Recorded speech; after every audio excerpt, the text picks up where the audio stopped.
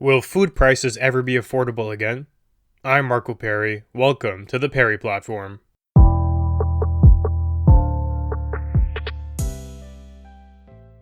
The Toronto Star reports that RBC warns high food prices are the new normal, and prices will never return to pre-pandemic levels.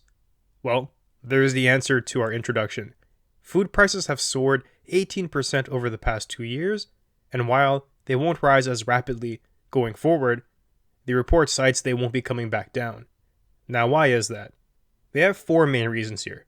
The first one is labor shortages, and that's across the board, across the entire supply chain, from farmers to the truck drivers to the staffers who actually have to put the food out on the shelves. There are major issues with that. It's my opinion that the farmer shortage is the most notable. That's the start of your supply chain. You don't have anything to sell. You have nothing to transport if you don't have the actual produce. Many people are not aspiring to be farmers these days, and children of farmers are likely aspiring to be something else. That's just the way our society has shifted. There are other jobs that are easier, more lucrative, and don't require backbreaking labor. Now, I do believe that technology will resolve this problem for us, but not yet.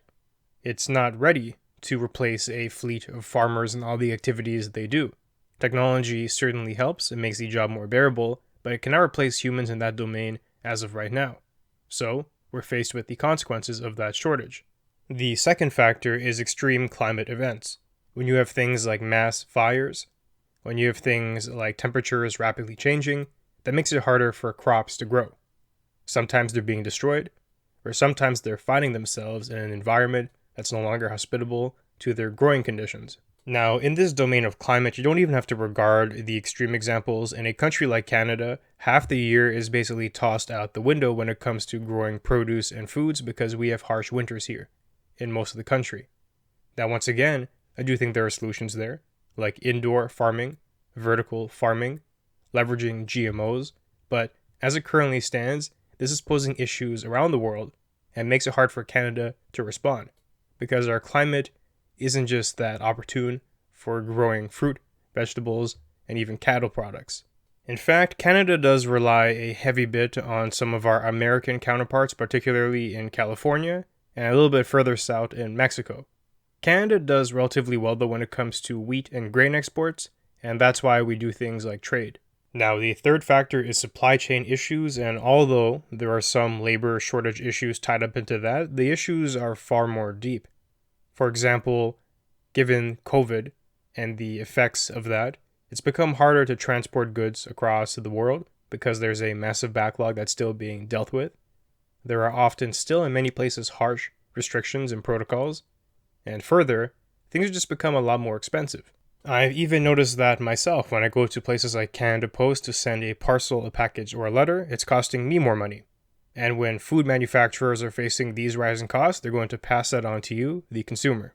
And the fourth factor that is cited here is geopolitics, and the most notable one at this point in time is the Ukraine-Russia conflict. Ukraine was a massive exporter of many food products, including grain and wheat, and obviously their attention is put towards other things now. And many of those resources have been destroyed, and the ones that are remaining are having a hard time getting out of the country. That's just one example.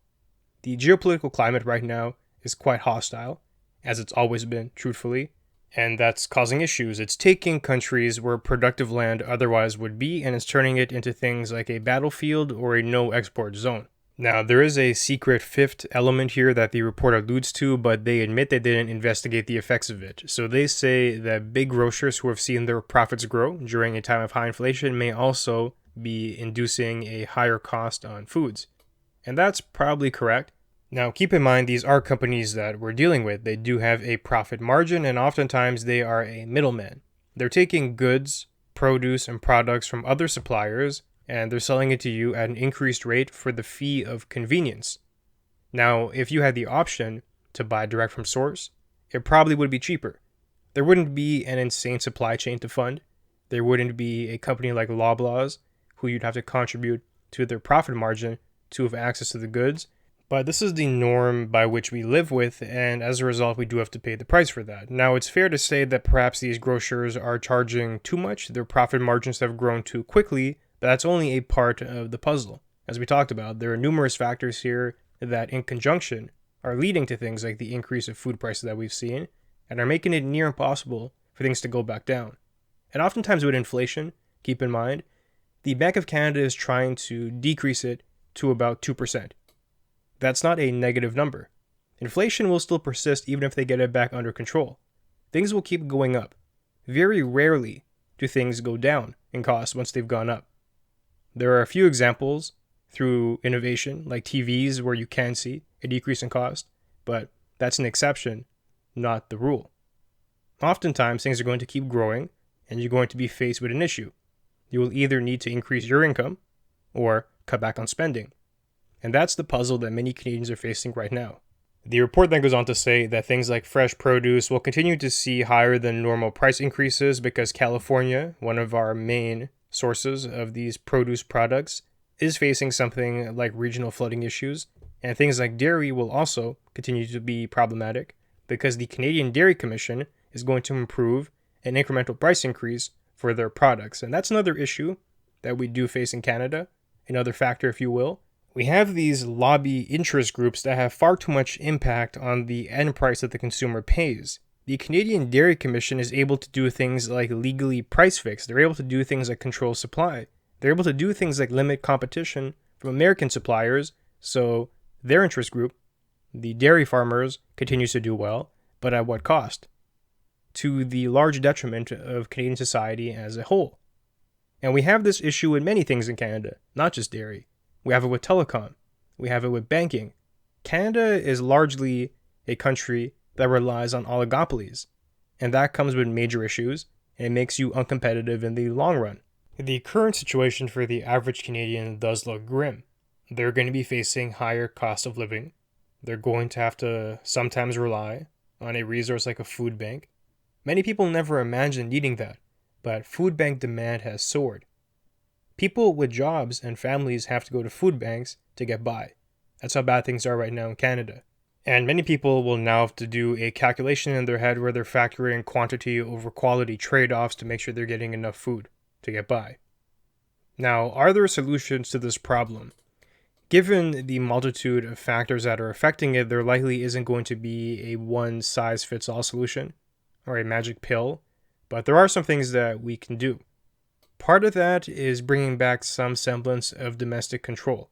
Now, as we talked about, Canada's climate isn't perfect for doing things like generating produce, but we can specialize more so in things that we are good at, like capitalizing on grain and wheat, and perhaps doing things like vertical indoor farming, perhaps investing more in GMO products. And many people are fearful of GMO, but that truly is an innovation that has massive potential for human flourishing.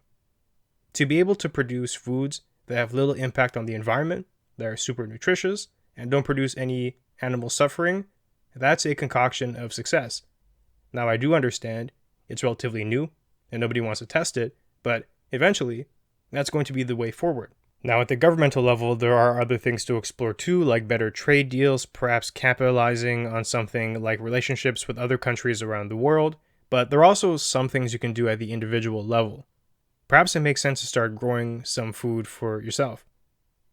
Maybe you do have to dial back on a couple luxuries right now, as the climate is still quite crazy. And perhaps it's time for you to start lobbying for your own interests at the governmental level. Kick out some of the useless politicians who caused this problem through mindless overspending during COVID, through mindless destruction of our supply chain and things of that nature. We need people in government who are solution-oriented and do care about the common individual, not those who are going to continue to fight for the interests of special groups. Food is only one issue truly that Canadians are facing right now. We have things like housing, ridiculous education costs at the post-secondary level, largely driven by bloat in the admin positions there. Canada is a great country, one of the best in the world, but our leadership has brought us into a point where it's becoming difficult for the average earner to get by and to thrive. In a country as great as ours, that shouldn't be the reality for the average person. We need steps at the governmental and individual level to remedy that, and I am hopeful we'll find that if we push for it. So, that now brings me to the end of our conversation for today. If you enjoy the material, be sure to leave a review and share. They'll help us grow. And you can find me online at perryplatform.org and on social media at perryplatform. Thanks for joining me, and I'll see you soon.